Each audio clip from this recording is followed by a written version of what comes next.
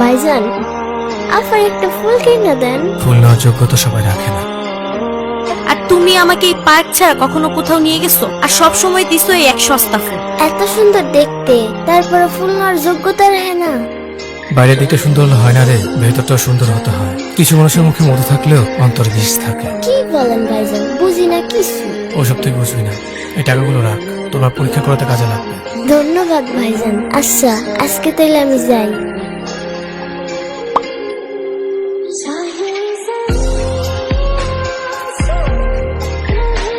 আমাকে ক্ষমা চাওয়ার সুযোগটা পর্যন্ত দাও নাই।